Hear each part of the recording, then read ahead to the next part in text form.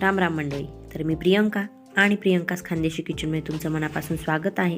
माझ्या चॅनलला सबस्क्राईब करा, बेलचं चिन्ह दाबा, त्याचबरोबरीने व्हिडिओला लाईक करा, कमेंट करा, व्हिडिओ तुमच्या फ्रेंड्स फॅमिलीसोबत शेअर करा. तर मंडळी, कधी कधी आपल्याला रात्रीच्या जेवणामध्ये भाजीपोळी बनवण्याचा खूप कंटाळा येतो आणि हिवाळ्यात तर खूपच जास्त कंटाळा येतो. म्हणून मी आजची अशी ही रेसिपी घेऊन आलेली आहे. ती करायला अगदी सहज, सोपी आणि पोटभरीची आहे आणि चवीला तर उत्तम लागते. लहान मुलं तर प्रचंड आवडीने खातात, त्यांना मॅगी खाल्ल्यासारखंच फील येतं. आणि ही रेसिपी अशी आहे, तुम्ही खाऊन प्या किंवा पिऊन खा. आणि ही रेसिपी आपल्या घरातील उपलब्ध साहित्यांमध्येच होणारी अशी आहे. चला तर मग जास्त वेळ न घेता रेसिपी बघूया. रेसिपी शेवटपर्यंत नक्की बघा. तर सर्वात पहिले आपल्याला इथे वाटण करून घ्यायचं आहे. त्यासाठी मी 8-10 लसूण पाकळ्या घेतल्या. लसूण थोडा जास्तच घ्यायचा, त्यामुळे त्याची चव छान लागते. नंतर 3 हिरव्या मिरच्या घेतल्या. हिरव्या मिरच्या तुम्ही तुमच्या चवीनुसार कमी जास्त करू शकतात. कोथिंबीरीच्या काड्या घेतल्या, याऐवजी तुम्ही कोथिंबीरही घेऊ शकतात. 1 चम्मच जिरे आणि 2 चम्मच कच्चे शेंगदाणे घेतले. पाणी न घालता मस्त बारीक वाटून घेतले.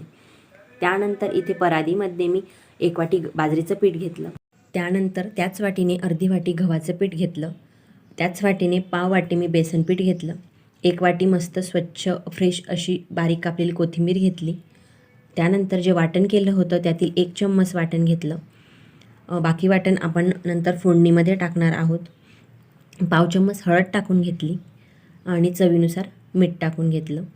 आणि आता हे छान पाणी न घालताच आधी छान मिक्स करून घ्यायचं. जे आपण वाटण केलं आहे ते थोडंसं ओलसर होतं, शेंगदाणे टाकले त्यामुळे मग ते छान असं मिक्स करून घ्यायचं. छान हाताने असं चोळून ते एकसारखं सर्व कोथिंबीर, सर्व पिठं, मीठ आणि जे वाटण आहे ते छान असं चोळून त्यामध्ये मिक्स करून घ्यायचं.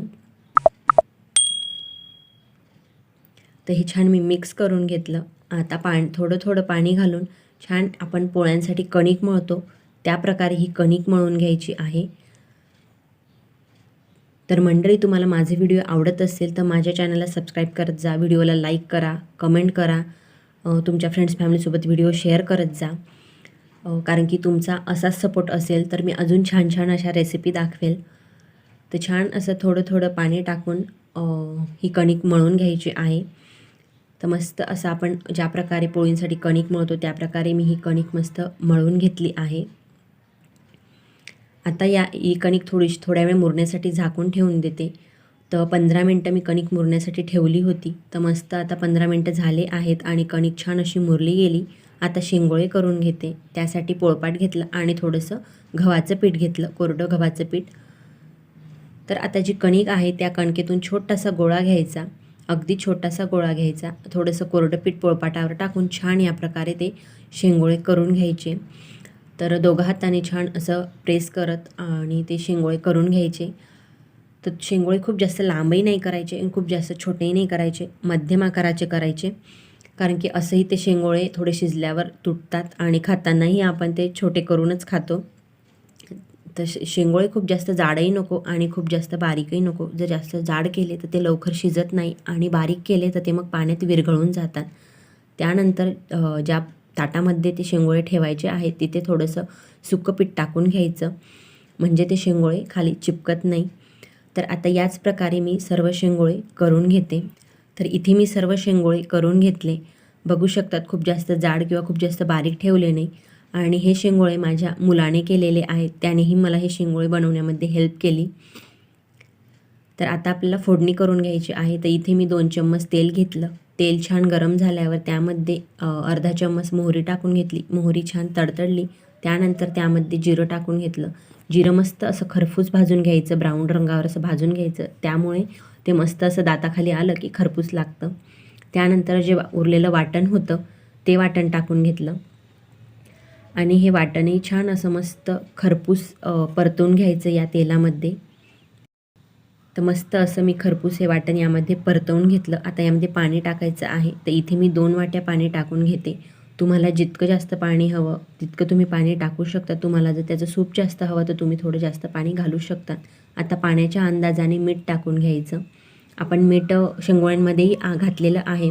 नंतर ते यामध्ये शिजल्यावर त्याचा अर्क उतरतो, म्हणून पाण्याच्या अंदाजानेच मीठ टाकून घ्यायचं आणि याला छान दणदणीत अशी उकळी येऊ द्यायची. मस्त बघू शकता छान दणदणीत अशी उकळी आलेली आहे. आणि दणदणीत उकळी आलेली असतानाच त्यामध्ये शेंगोळे टाकायचे. शेंगोळे टाकतानाही गॅसची फ्लेम पूर्णपणे हाय ठेवायची आणि त्यामध्ये आता मी शेंगोळे टाकून घेते.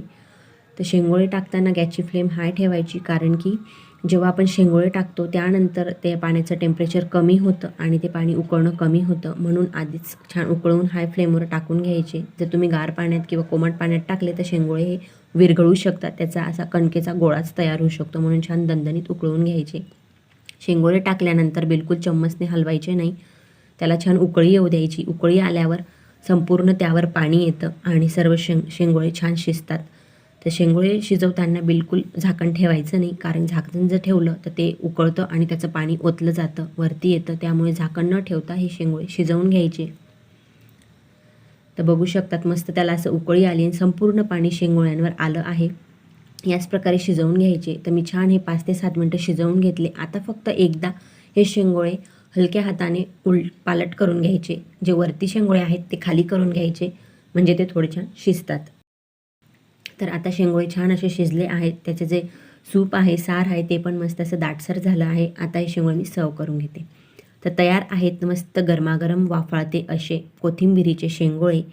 तर तुम्हाला मस्त भाजीपोळी करण्याचा जर कंटाळा येत असेल तर रात्रीच्या जेवणामध्ये मस्त असं जेवण म्हणून हे शेंगोळे खूप छान लागतात आणि तुम्ही खाऊन प्या किंवा पिऊन खा असे हे शेंगोळे आहेत.